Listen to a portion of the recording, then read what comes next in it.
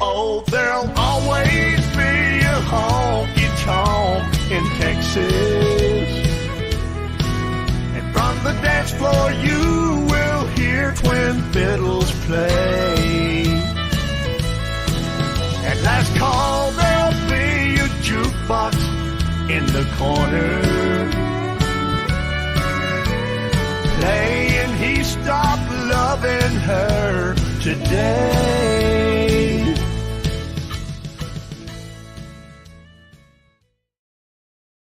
Well, hey, the long wait is over. We are back with another Curt Ryle's Road Stories, or now, since the sun's going down earlier, as I like to call it, Curt Ryle After Dark.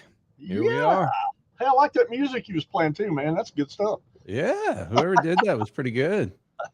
Yeah, I think you and I have been kind of between the two of us, we've made the hospitals a little money here in the last couple of 2 or 3 weeks, and I'm glad you're healthy and I'm healthy and we're back. So yeah, I'm looking forward to this show tonight, man. This is gonna be fun. Absolutely. Yeah, we have had quite a mass unit here the last few weeks. Everybody's had one thing after another, but hopefully we're on the right side of that now, and we can get back to focusing, because I tell you what, the back half of this year, the last 4 months or whatever we have left is going to be insane. Yes, it is. 3 months, I guess. Yeah, and you know what? I'm really also, I want to throw another thing in here, man.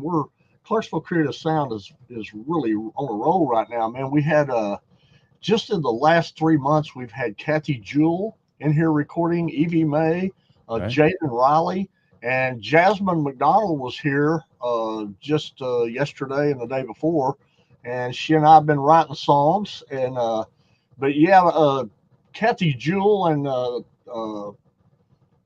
Evie, in fact, I just finished mixing Evie's album, so it's going to be coming out, and I'm looking forward to getting her out there on the airways. People are going to love this kid, man. She's a ball of energy, and cute little girl, and just sings her tail off. And I'm just thrilled to death to have her and Kathy and all these new artists. And Jasmine's got some good songs coming out. I thought Train Station was maybe the best thing she's ever done, but now I'm starting to wonder if these new things.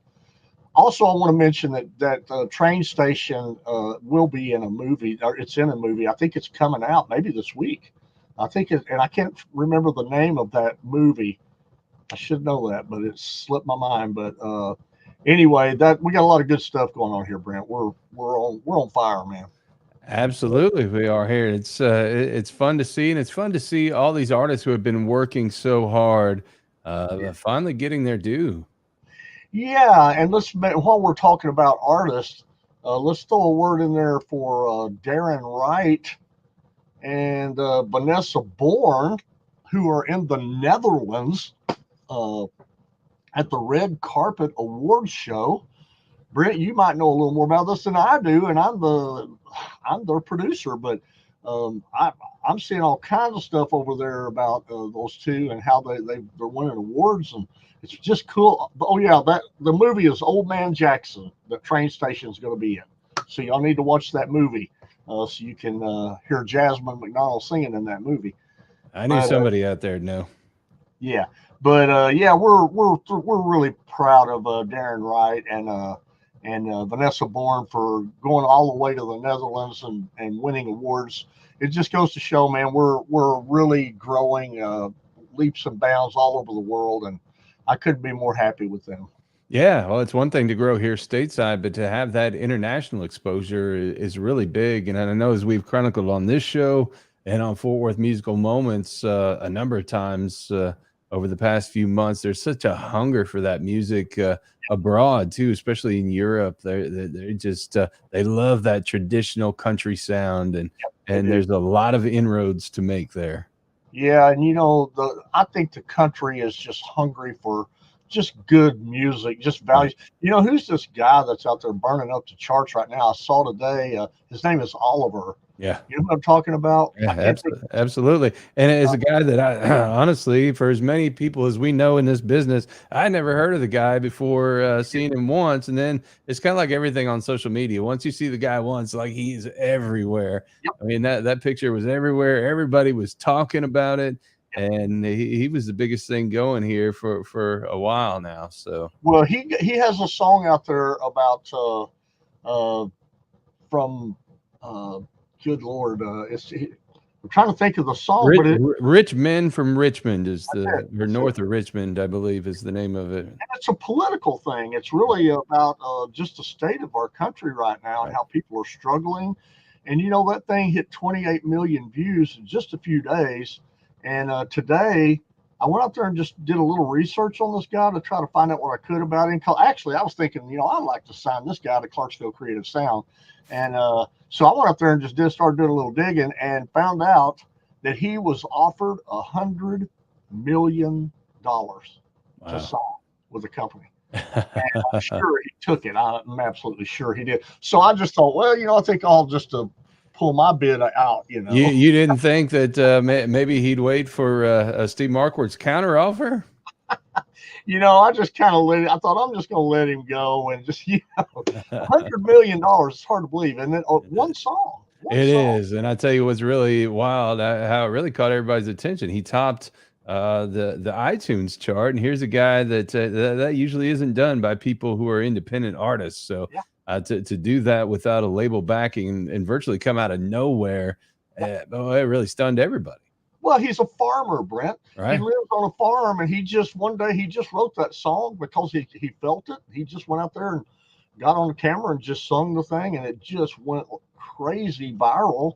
And it just goes to show that people just really want good, wholesome music, that they can relate to. Which is really funny because if you think about the old days of country music and going back to the genesis with the Bristol sessions in 1927, these guys weren't polished recording artists or superstars or anything. They were farmers. They were, just common people that sat around picking and writing songs. And, somebody came to town to record them, and they hauled into town and and record on wax discs. They didn't know what they're, getting into. And, It just goes to show that, we got a lot of people there north of Richmond that are just living in a bubble, and they don't understand the common people out here and what we're going through and what we have to deal with every day. They don't know. They don't have a clue. And I don't know, Brent. It's a crazy world we live in. But you know what? I'm going to get to the road stories here. I want to just talk about a couple of things here that I think are interesting, and I think a lot of the people that are in here tonight would probably be interested in hearing. I actually went to the dentist this week, and for the first time, I've never seen this dentist. He's more of a one of those guys that go in and he's like a specialist. And I've got a problem, and he's going to fix it. Pretty simple problem, but he was fascinated by what I do. He read I had to fill out all this paperwork, and so he comes in, and I'm thinking he's going to start talking about what we're going to do to me, and he immediately launches into this thing. Hey, I want to know about what you do. Being a studio musician, a record producer, and all the stuff that you do. He said, I've always wondered what it's like, because he said, I'm a musician. I play guitar. He said, I'm not really good. And he said, but I'd like to know what it's like for studio musicians in Nashville and how this all works, how it all comes together. And I thought, you know what, that's interesting. That'd be a great road stories. And so I thought, I'm going to do that tonight. And but the funny thing is I got to talking to him about it, and I told him, I said, how it works in Nashville is, you have a band leader. It starts with the song, and the songwriters, they write the songs, and their publishing companies usually pay for their recordings. And it's like a draw that they get from their publishing company. So what these songwriters do is they go out and they find musicians that they like, and they want a good band leader, because a band leader in the recording world is somebody that it's the most important job. And I've been doing recording sessions in Nashville for over 30 years, and I would have to say probably 99% of all the recording sessions I've done, I was the band leader on it. And the reason is because they make twice the money the other musicians make, but they do about 3 times the work. And the band leader's job is to actually sit down with the songwriter and chart and write out all the music to the songs. So it takes a good 2 or 3 hours where you have to sit in a room and they're playing the songs, and then you go, my job is to try to make the songs as best as they can be. And a lot of times I'll go, what if you did this? What if you threw this chord in there? And then they'll go, oh well, hey, that's a good idea, or maybe it's not a good idea. But the point is to get all the music written out, and then the band leader's job is to call the musicians and hire the musicians that the songwriter wants on the session. So he gives me a list of the musicians that he wants, and my job is to call these musicians, make sure that they're booked on the session, and God forbid one of those musicians gets a better offer at another studio and they cancel on me at the last minute. These are nightmares for band leaders in the recording studio. Is when a musician cancels at the very last minute and says, "Well, I got this other thing." And when they do that with me as a band leader, a lot of band leaders just pick up the phone and call the writer and say, "Well, this guy canceled." I just got to the point where I didn't want to use those guys if they canceled on me at the last minute. I made a few enemies doing it, but I didn't care. I know that in the 30 years that I've been doing this, I never once canceled a recording session on anybody, nobody. And I once had a record producer call me and he said, "Hey, I've got a record over here. We're going to be doing this record on Leanne Womack, and I need you to play on this session." And I look at my calendar and I go, "Well, I'm sorry, but I'm already booked. I got a demo that day." And the guy goes, "Well, this master is going to pay 3 times what that demo pays. You need to come over here and do this." He'll go, "What does the demo pay?" And I go, "About $30,000 a year." Because it's a client that I work with all the time. So, I never canceled on anybody. So when musicians do that, I kind of got up on a tangent here, but when they did that, I would just tell the songwriter, go, if you want to keep hiring this guy and have him cancel at the last minute, then you got to fill that slot with somebody that you're unhappy with. I said, if you get tired of doing that, let me know, and we'll just get somebody else. And that's basically what we did most of the time. But the job of the band leader is to bring the musicians in. And then once the musicians are there at the session and, we start recording, the band leader's job is to keep everything moving. The publishing companies in Nashville, what they do is they normally come in and they go, "Okay, look, we've got to get 5 songs." Because the musicians are paid by the hour, not by the song. So if we're booked on a 3-hour session, then they want to get 5 songs in those 3 hours to make the cost go down. If we only get 4 songs, the cost of each song is higher. And so my job is to make, as a band leader, was to make the musicians to make sure that they get 5 songs. And sometimes you had to really keep pushing and making things move faster. A lot of times musicians will just wander off and you got to go find them. And it's a lot of work doing that. For a musician who's booked on a recording session, all they do is come in and play, read the charts that are already written out, and they play the songs, and then they're gone, and that's the end of it. They get paid, that's all they're doing is just playing on the songs. The band leader is the guy who really gets put through the mill, and things don't go smooth. He gets the blame for it. And I've seen situations where you get a couple of writers in there with big egos, and then they get to arguing, and then the session starts to slow down because they can't decide what they want. That could be a real nightmare, Brent.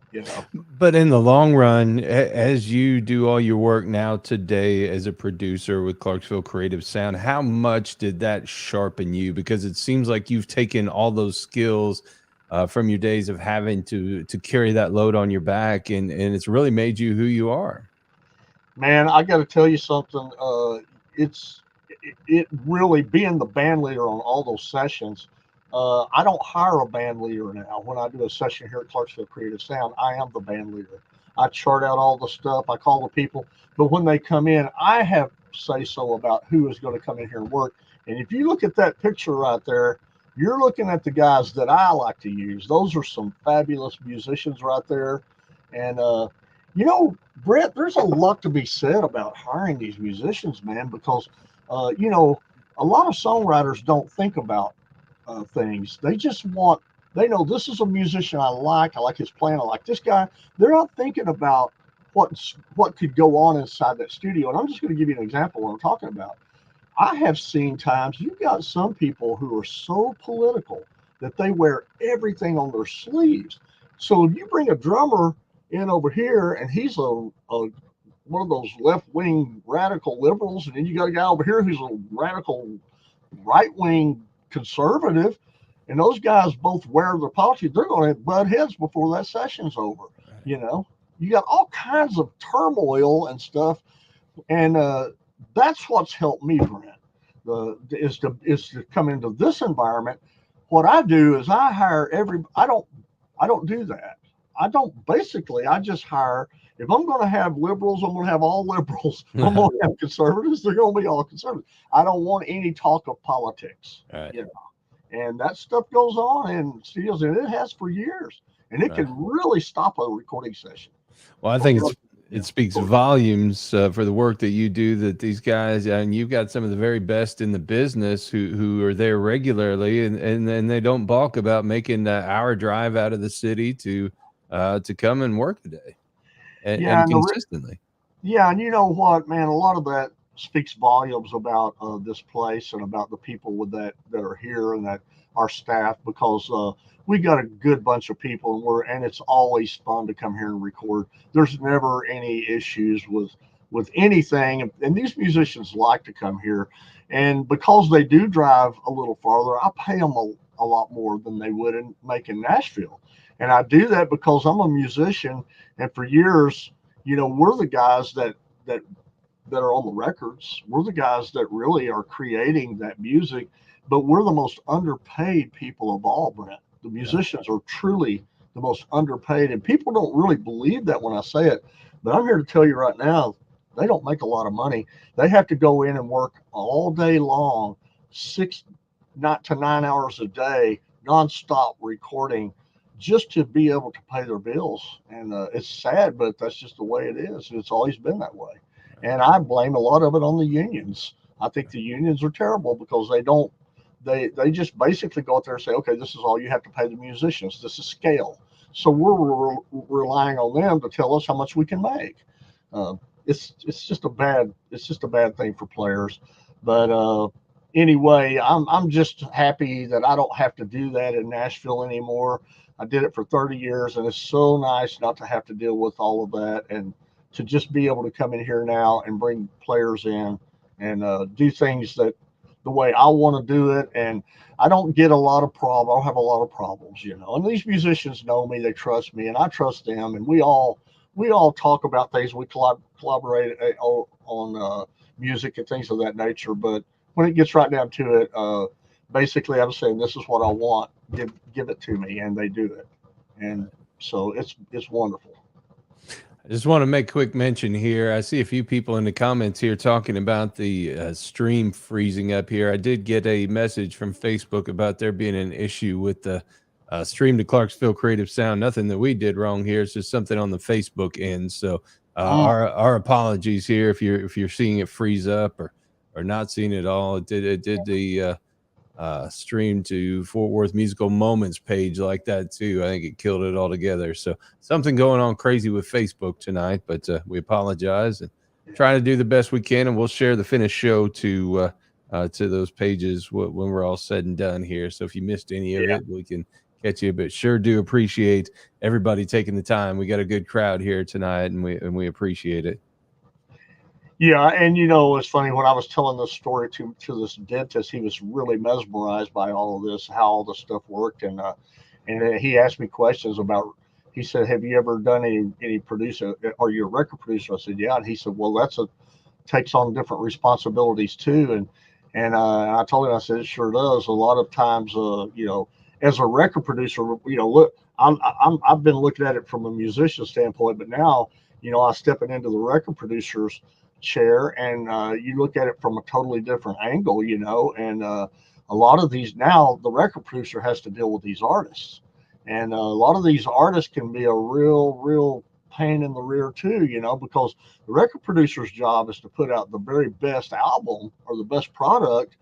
And then you've got an artist over here who really is a singer but knows nothing really about production, and all of a sudden they're wanting to tell you how to produce this thing.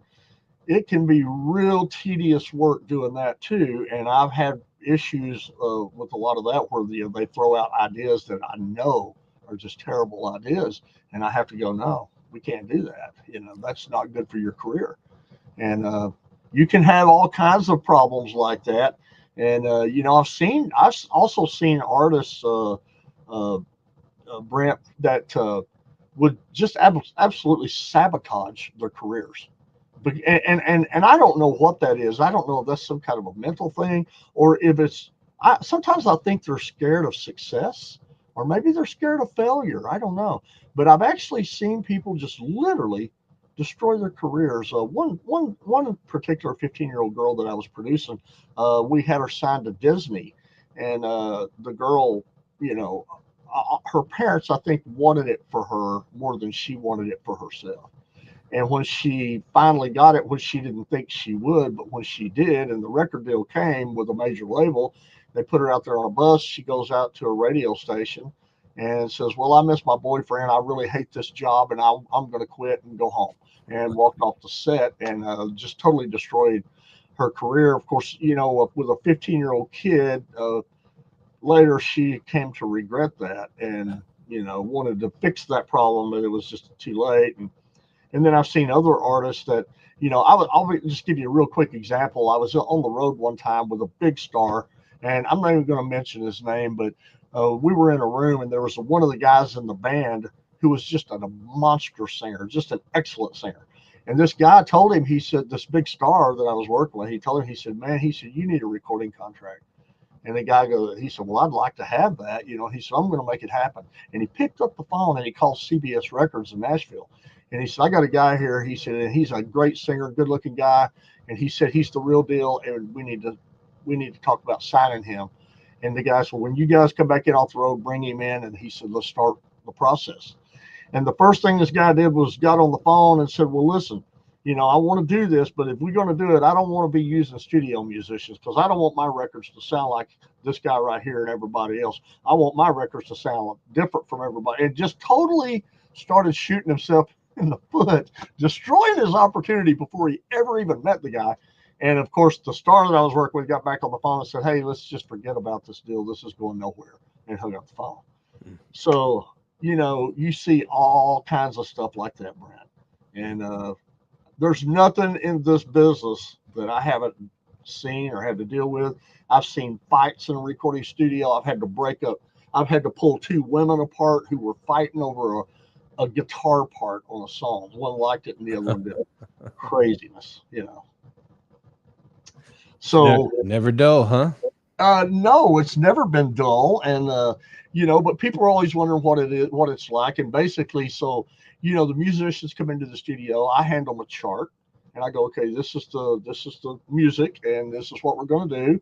And I'll play them about a verse and a chorus of the song. But everything's written out because I'm the producer on the session, so I know exactly what I want. I've written everything out so they can just read it. They don't have to ask questions. They just go out there and play. And these guys are the best musicians in the world. And so when they go out there to play, they knock it out. Usually it's a first take, and they'll fix a few things here and there. You're looking at about 15 or 20 minutes to do a song, and it's fascinating. Most people don't think it's possible because they've never heard these songs. But these guys they're in the major leagues of music, and it's not like the pony leagues. These guys are at the top of their game, and so this stuff comes out really good. And basically, that's kind of what it's like to go into a studio. A lot of artists will call me, and there are some of them on here tonight who know how this works because they've been in the studio and seen it. But basically, they'll send me their songs to the mail, and I will just chart it out. And when they get here, they just walk in, and the musicians start recording it, and they just looking around, going, "Wow, this doesn't seem possible that they could be doing this so fast, but yeah, it's a great thing. And Nashville is about the only place in the world that you're going to be able to get this, Brent. Right. You know, I've seen California, I've seen LA, I've seen New York. It doesn't work like that there. And a lot of those musicians come here trying to make it here, and they end up going back home because they can't keep up. The pace is just really, really fast here. And that's good because record companies like it saves money. Publishing companies like it saves money. Right. So anyway, and then of course there's the engineer. You know, people are like, when they come in here, basically what they see here with me is they see the band leader, they see the record producer, and they see the engineer all in one guy. This is something that's never happened in Nashville. I've never seen this before. I'm pretty sure I'm probably the only person that does that, but it's because I have been doing it for so long and I've had experience in all of those fields that it's just faster if I do it myself. The engineering is really something I really shouldn't be doing. I should be hiring an engineer to come in here, and I should be sitting in another chair just producing the record. But it's hard to find somebody that'll work as fast as I want them to work, and I don't want to have to push them. You know what I'm saying? So a lot of times that getting in here, engineering is a totally different animal. It is the part of the business that is least appreciated, and that is probably the most difficult of all, because you're listening to every musician, you're actually reading the chart, and you're making numbers, locate numbers, so that when the song ends, if you keep that track, you're going to have about 4 people just immediately going, hey, I got to fix something, I got to fix something, I got to fix something. And you got all these voices coming at you, and then you go, okay, what do you need? Well, I need bar 3 of verse 1.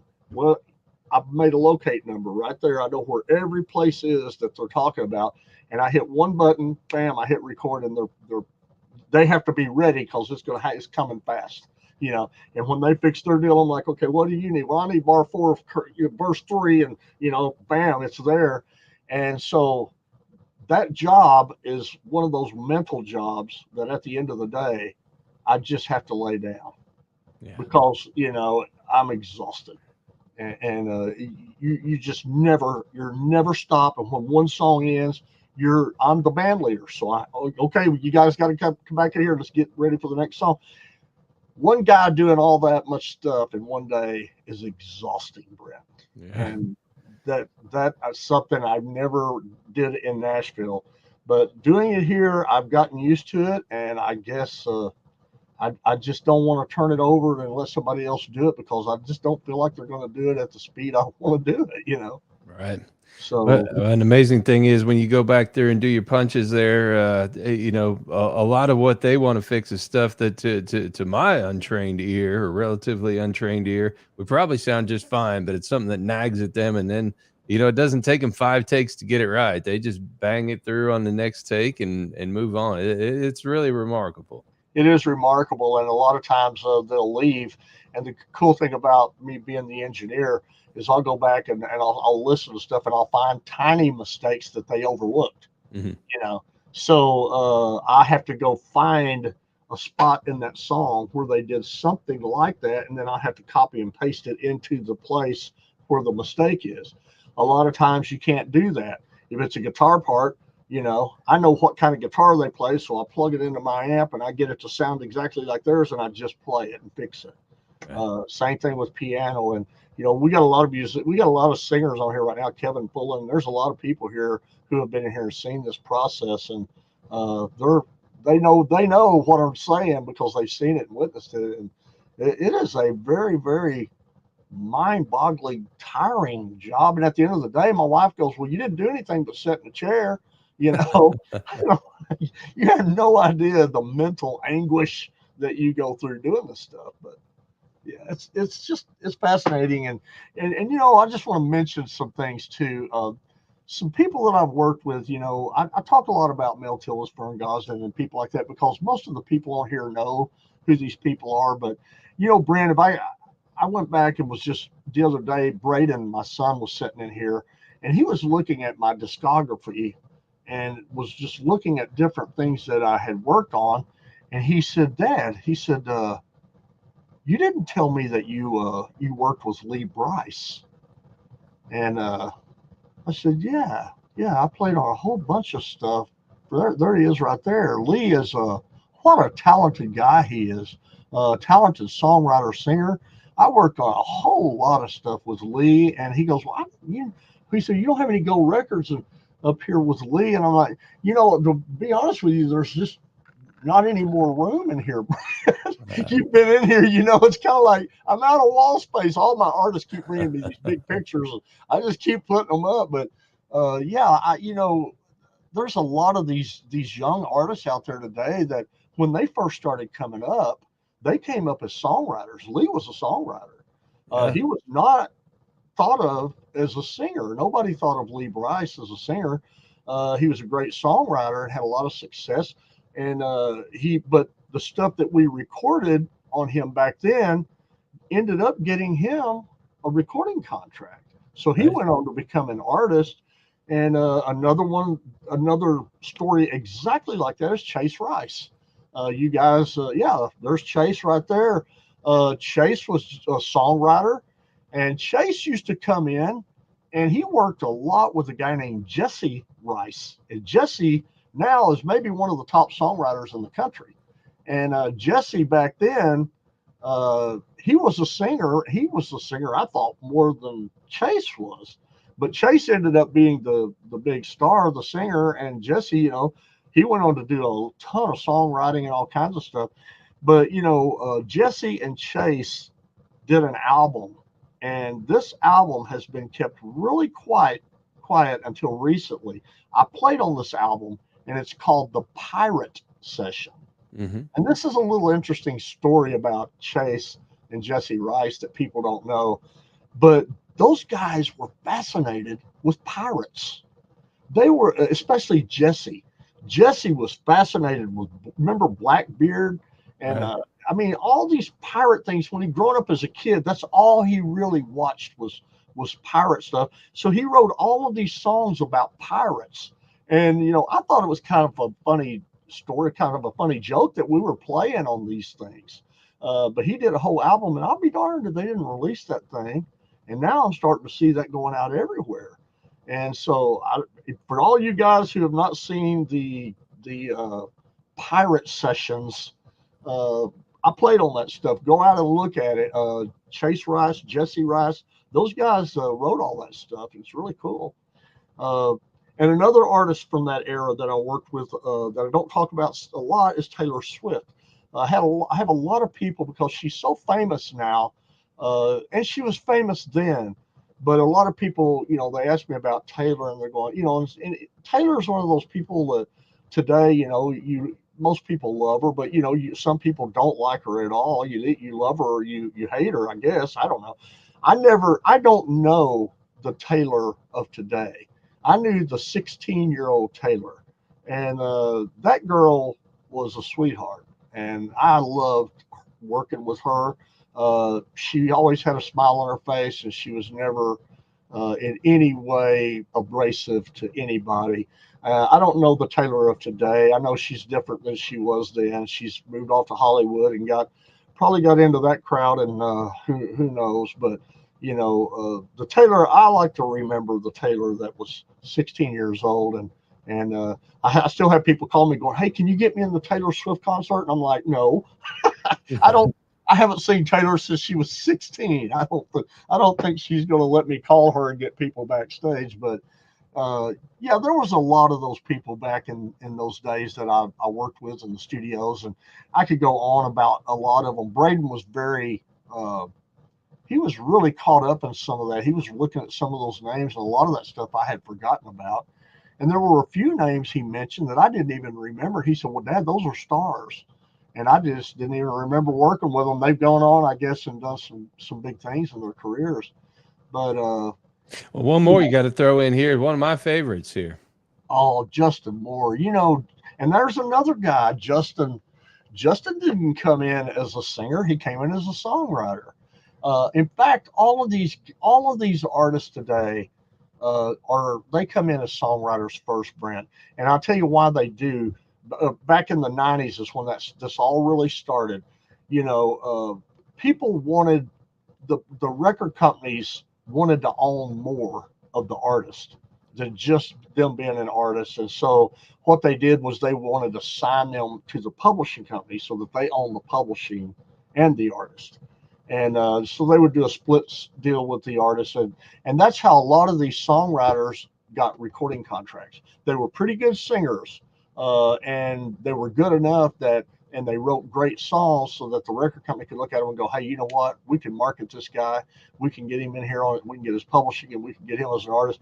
And a lot of those guys, I think that's how most of them made it through that era. And he was one of them. And I was really happy to play on that album that he did. A lot of times they would call us back to play on the albums even after they got the recording contracts. Yeah, it was an interesting time in music, and I could go on and on here. I love talking about this stuff, and the songwriting. That's another area I could go into and try. Real quickly, I just want to hit on this before we get off of here. But people ask me about songwriters. They think of songwriters as people who sit at home and just write songs. That's not how it works, guys. What happens in Nashville is you actually sign with a publishing company, and you have to go in to an office and you have to write 5 days a week. It's just like any other job, whether you want to write or not. When I first started writing songs, I wrote when I was inspired to write. If an idea came to me and I thought, wow, this is something I want, I'd sit down and write it, and then I might go a week or two and not do anything, writing anything else. But once you sign with a major publishing company like that, you become part of their property, and they expect you to write. As a matter of fact, you have a quota in your contract. And if you don't write 200 songs a year, you could lose your deal or you're in breach of your contract. So think about that. That's a lot of songs that you have to crank out. And you might think, well, 200 songs, that don't sound like a big deal. Well, let me tell you something. If you and I, Brent, write a song together, you own 50% of it. I own 50%. So actually, we only wrote half a song in the eyes of the publishing company. The publishing company says, okay, this is half a song. You didn't write a whole song. So you have to write 400 songs to be able to fulfill your quota. Sounds crazy, but it's true. And so songwriting is not something you do for fun. It is a job. Well, you're going for halves there. A lot of these songs are 3, 4, 5 songwriters. So there you go. So keep dividing that pie. Yeah. It's crazy, man. You only, but so anyway, I think I touched on all this, and we're already way over here. But, I just wanted to throw that out there because a lot of people are curious about how this stuff works in the studio. And, one of these days, I want to just film a recording session from beginning to end and just film the whole thing and then put it out there on a YouTube video so people can just go out there and see it, because I think most people would be absolutely stunned at how the stuff works and how quickly it happens. And, it's not like making a movie where you go in and spend months and maybe even years. These songs are done pretty darn quick. They're written, they're in the studio, bam, they're out there on the airways. So, it's a job. Absolutely. While you were talking, I was able to pull up Blackbeard here, the Pirate Sessions. Yeah. And if you look down there at the bottom, you'll see Florida Georgia Line. You remember those guys? Well, they were involved in these sessions too. So you had Chase Rice and Jesse Rice. If you look at the bottom, those guys wrote this whole album. And this is a fascinating album if you're into pirates. And sometimes you just feel like you're actually out there on a pirate ship listening to this music. It's fascinating. Something else I had to share with you here. You mentioned that about coming in and fixing some of those parts after people leave here. I saw this meme the other day and thought of you. Oh, you listening to your bass, your engineer who recorded your part after you left. You know what? You would be shocked, Brent, at how often that happens.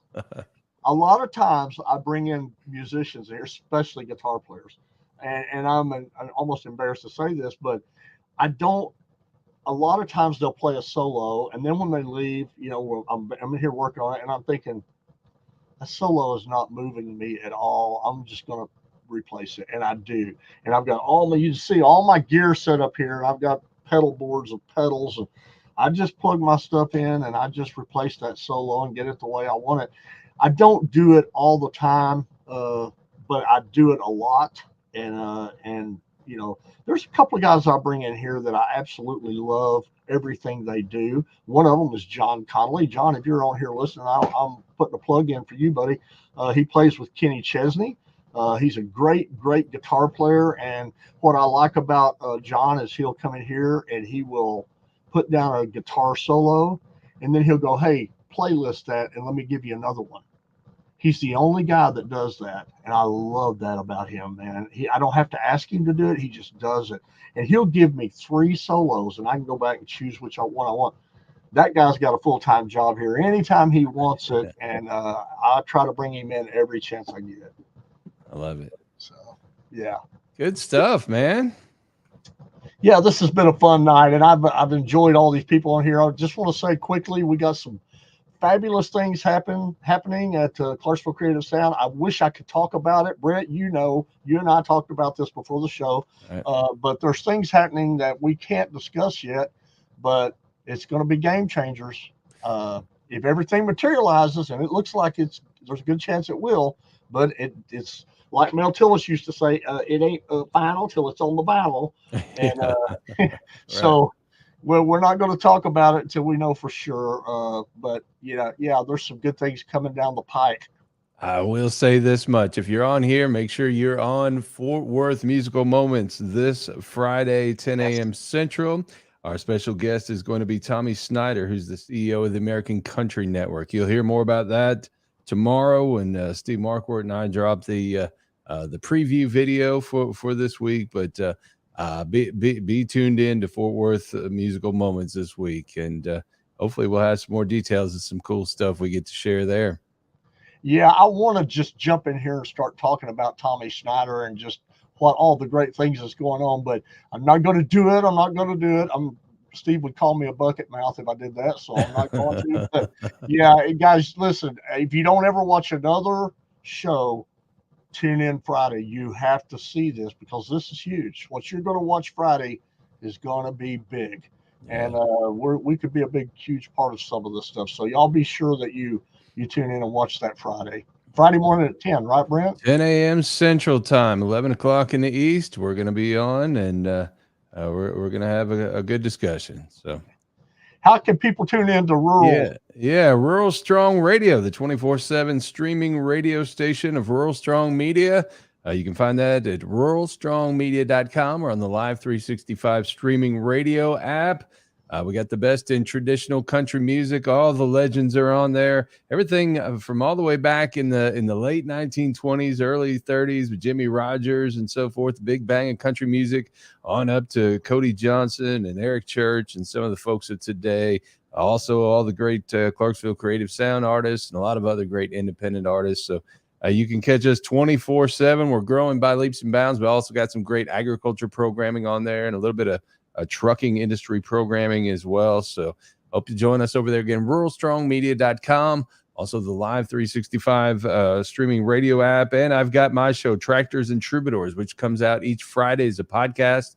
And then on the weekends to radio stations across the country where we do a half hour of agriculture programming and we do a spotlight artist each and every week. We've had Kevin Fullen on there recently with a song. We've had quite a few Clarksville artists on there over the past few weeks. Terry LeMaster is one. Yeah, Terry LeMaster on there, and I believe there's one on there this week. They all run together now. I know I had Hank Williams IV on there a week before last. So, oh wow! Really? So we're just trying to put the spotlight on a lot of these artists that otherwise aren't getting a lot of airplay here, and making sure that we can highlight them. So again, Tractors and Troubadours, that can be found at ruralstrongmedia.com or wherever you get your podcasts. And that's a whole lot of places. So download that, go follow it, and share it around so we can continue to build this. And we'll keep putting those artists out there And we're going to have a lot to talk about through the rest of this year and into next year because things are growing by leaps and bounds and moving awful quickly. Yes, they are. So. Well, we appreciate everybody coming on here. We got a pretty good audience in here, and I appreciate all you guys coming on here. And I had a whole nother road stories thing ready to go, and then I just got to thinking about this. I thought, I think this is interesting. I think people might want to know about some of this stuff. So I'm glad you guys stayed on here and do the entire thing. And a week from actually 2 weeks not from next Monday, but 2 weeks from tonight, we will do this again, and we'll continue to do it. So be sure and tune in for that, for road stories, and be sure you tune in Friday morning, 10 a.m. Don't miss that, guys. Fort Worth Musical Moments. It's going to be a good one. And so, Brent, I appreciate you and all the audience. Absolutely. Well, thank you guys so much. And Curt, it's always a pleasure to spend a little time with you here. We're going to get out of here, and we'll see you this Friday, 10 a.m. Central for Fort Worth Musical Moments. Now for Curt Ryle, it's Brent Adams. Have a good night, and we'll see you on down the road. Oh, there'll always be a honky-tonk in Texas. And from the dance floor you will hear twin fiddles play. At last call there'll be a jukebox in the corner, playing He Stopped Loving Her Today.